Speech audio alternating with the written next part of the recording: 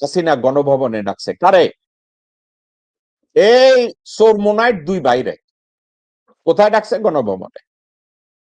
ডাইকা হাসিনা প্রথম একটা কাজ করছে, ওই যে তার বইয়ের বাবার নামে 100-র উপরে বই লেখাইছে যে সে আউয়াল দরবেশের বংশধর, ওই ফয়জুল করিমের হাতে দিয়া কইছে আপনি এইটারে মার্কেটিং করবেন।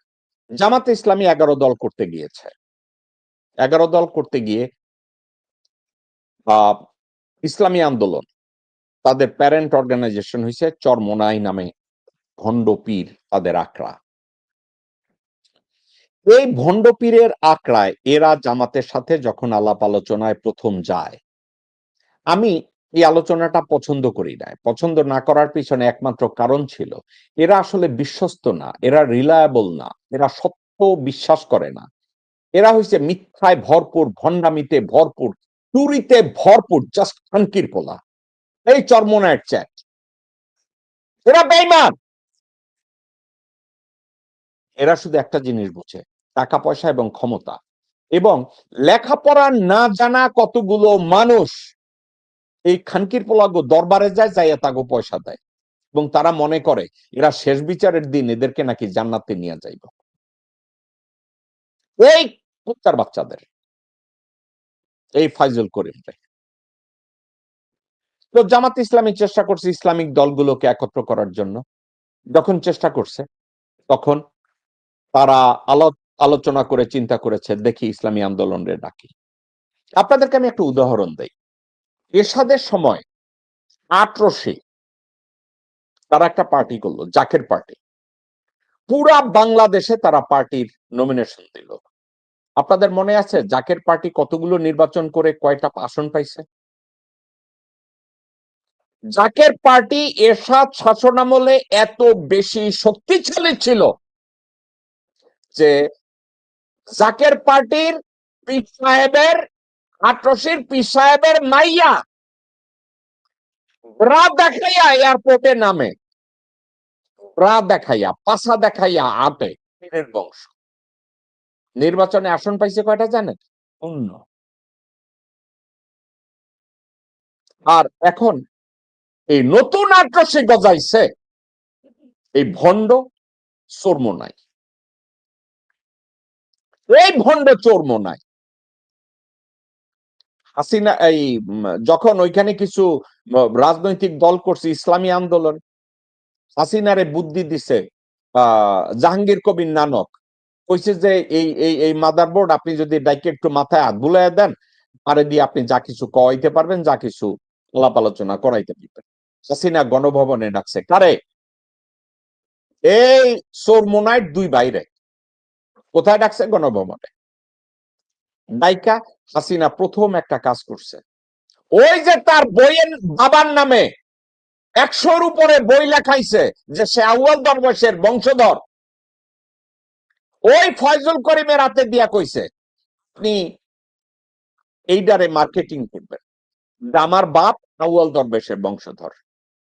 এই চোরমোনাই ফয়জুল করিম যেইখানে মাহফিল করতে যায় ওইখানে যাই এই কয় মুজিব শেখ ছিল আউয়াল দরবেশের বংশধর, নাম কয় স্লোগান দিয়া। হাসিনা তারে কইছে আপনারে আমি বরিশালের মেয়র বানাবো, আমনেরে আমি মন্ত্রী বানাবো। ফয়জুল করিম তো বগল বাজাইয়া নাই, আরে বাবারে বাবা, আমি বরিশালের মেয়র হমো। হ্যাঁ, আমি বরিশালের মেয়র হমো, আমি মন্ত্রী হমো। সে রীতিমতো হাকডাক দেওয়া শুরু করলো। তারপরে নির্বাচন করতে গেছে। নির্বাচন করতে যাওয়ার পরে আওয়ামী লীগের মুনাফেকি যে চরমোনাইট চাইতেও বড় মুনাফেক, ফয়জুল করিম এটা বুঝে নাই। ফয়জুল করিম মনে করছে হ্যাঁ মুনাফেক, কিন্তু হাসিনা আর আওয়ামী লীগ হয়েছে মুনাফেকের দাদা যান, এই ফয়জুল করিম বুঝে নাই। ফয়জুল করিম নির্বাচন করতে গেছে, যখন নির্বাচন করতে গেছে সো সিঙ্গেল মুনাফেক হয়েছে ফয়জুল করিম আর চরমোনাই, আর ডাবল মুনাফেক, ট্রিপল মুনাফেক হয়েছে হাসিনা আর আওয়ামী লীগ। এই ডাবল ট্রিপল মুনাফেকরা চরমোনাই পীরের থুতমা খান ভাঙ্গা দিছে।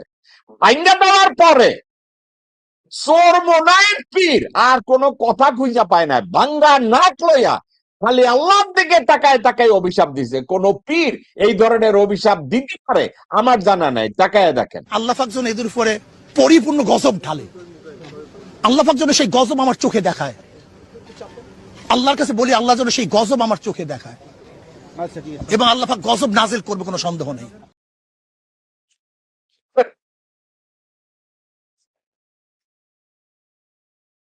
শকুনের দোয়ায় কোনোদিন গরু মরতে দেখছেন? শকুনের দোয়ায় গরু মরে না।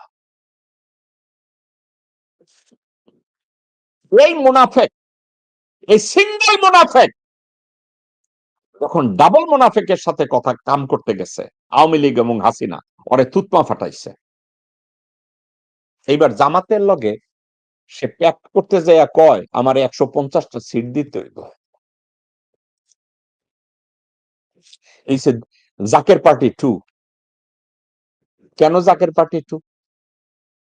আপনি কি জানেন ওই জাকের পার্টির সময় নমিনেশন যখন দিছে, তারা এত জনপ্রিয়, পুরা বাংলাদেশে 18 সিট জয় জয়কার, অথচ পুরা বাংলাদেশে ইলেকশন হয়েছে, ভোট পাইছে, আসন পাইছে 0।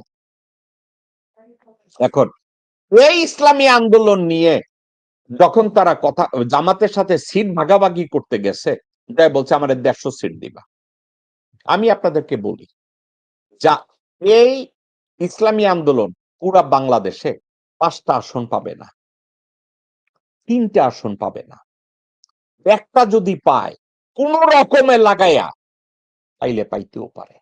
আর আদৌ অবাক হয়েন না এরা যদি একটা আসনও না পায়। আমি নির্বাচনের পরে আমি এই চরমুনাইরে নিয়ে আমি বলবো তখন যে আপনারা তো 18 চেয়েও খারাপ। এখন 18, আই এম সরি, এই চরমুনাই তাহলে এইটা হইলো কেন, কেন হইছে সেটা শুনেন। এই চরমুনাই যখন জামাত ইসলামের সাথে 11 দলীয় জোট করতে গেছে, তারেক রহমান এবং তার দল চিন্তা করছে খাইছে তো, এই চরমুনাইও যদি এখন জামাতের সাথে যায় তাহলে তো আমাদের সরকার গঠন করা সম্ভব হবে না। তাইলে এখানে আমি একটু মূলা ঝুলাই। হাসিনা ওই যে গণভবনে ডাইকা মাথায় হাত বুলাই দিছে। তারেক রহমান কি করছে, নান্দির ঘরের 2 বান্দিরে পাঠাইছে চরমুনাইর এদের লগে কথা কইতে। নান্দির ঘরের 2 বান্দি এই চরমুনাইর লগে বৈশা কি কথা কয়, আতন নিয়া কথা কয়।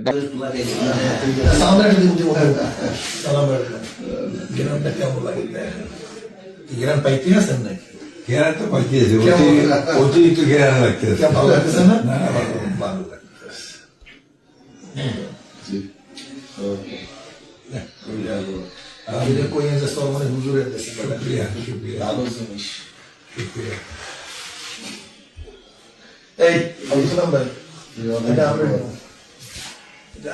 আতর কেন দিছে? একটা কারণে, তারা যদি এর নাম কি ফাইজুল করিম রে জামাতের কাছ থেকে সরায় নিতে পারে, তাইলে জামাতের আসন তারা মনে করলো বেশ কিছু মানে চরমুনাইরও তো ভোট আছে, গ্রামে গঞ্জে কতগুলো অশিক্ষিত লোকজন আছে যারা তাদের ওখানে গিয়ে চাটে, তো তাদের ভোটগুলা সরাই দিল জামাতের কাছ থেকে। এটা বিএনপির টার্গেট, ওই টার্গেটে তারা জামাতকে সরাই দিছে। এখন আমি জামাতকে কৃতিত্ব দেব না তাদের ব্যর্থতার কথা বলবো, আমি দুইটার একটাও বলবো না। জামাত এখনো আশা করে যে ফাইজুল করিম হয়তো এটা বুঝা ব্যাক করে আসবে। এখন জামাত ইসলামের অ্যাপ্রোচটা চরমোনাইর কাছে এইটা হওয়া উচিত, সত্য কথাগুলো আমি যেভাবে বলি মুখের দিকে তাকাইয়া, যে পিসাব গণভবনে তো ঢুকছিলেন, গণভবনে ঢুইকা আপনার মুখ থেকে হাসিনা তার বাপের আউলিয়াগিরি শিখাই দিছে, হাওয়াল দরবেশের বংশধর। এখন তারেক জিয়ারে কোনটা বানাইবেন? আলটিমেটলি চরমোনাইর এই লোকজনরা একটা জিনিস বুঝতে ফেল করছে, সেটা কি জানেন? এই বিএনপি যাদেরকে শরিক দল হিসাবে নমিনি করছে না, যেখানে যেখানে নমিনি করছে প্রত্যেকটা জায়গায় ওই নমিনির চেয়ে বিএনপির যে বিদ্রোহী ক্যান্ডিডেট যাদেরকে দিচ্ছে তারা বেশি শক্তিশালী। আপনি আমার কাছ থেকে লিখিত নেন। বিএনপি রুমিন ফারহানার সিটে এক মোল্লারে নমিনি করছে, উপর থেকে রুমিন ফারহানাকে বহিষ্কার করছে। আপনি মোটেও অবাক হব না, বিএনপি রুমিন ফারহানারে বলছে তুমি ইলেকশন করতে থাকো, তোমারে আমি পয়সা দিব, তলে তলে সাপোর্ট করবো। আবার ওই গণ অধিকার পরিষদের রাশেদ এবং নূর নমিনি করছে, কিন্তু তারাও ওখানে বিএনপির বিদ্রোহী প্রার্থী যে তাদেরকে থামাইতে পারে নাই, কারণ বিএনপি তাদেরকে তলে তলে বলছে তোমরা যদি নির্বাচন করে উঠে আসো, এসে আমাদের বিএনপিতে যোগ দাও। তাইলে ধরা খাবে কারা? ওই যে শরিক হইতে গেছে না যারা, ধরাটা তারা খাবে। চর্ম নাই, এইখানেই একটা বাড়ি খাবে। কারণ চর্মনাই রে বিএনপি লোভ দেখাইছে, মির্জা ফাক লোভ দেখাইছে, মোহাম্মদ সাল্লাম লোভ দেখাইছে, আইও আইও বিশ্বাস। আপনি আমার কাছ থেকে লিখিত নেন, এই চর্মনায়ের পীর আবার নাকের মধ্যে দুইটা লাথি খাইব, সেই এই অভিশাপটা দিবে। আল্লাহ পাক যেন এদের উপরে পরিপূর্ণ গজব ঢালে, আল্লাহ পাক যেন সেই গজব আমার চোখে দেখায়। আল্লাহর কাছে বলি আল্লাহ যেন সেই গজব আমার চোখে দেখায়, এবং আল্লাহ পাক গজব নাজিল করবে, কোনো সন্দেহ নেই। আল্লাহ গজব ফলায়। শকুনে দোয়া করছে গরু যেন মরে। কারা রইল বোকাপাট, কারা রইল বোকাপাট, ভেঙে ফেল রেল পাট, রক্ত জামার শিকল পুজোর ভাষণ বেদি। ওরে ও করুণ নিশান, ওরে ও করুণ নিশান, তোর গলায় বিশাল ধ্বংস নিশান, প্রাচীর প্রাচীর ভেদি। কারা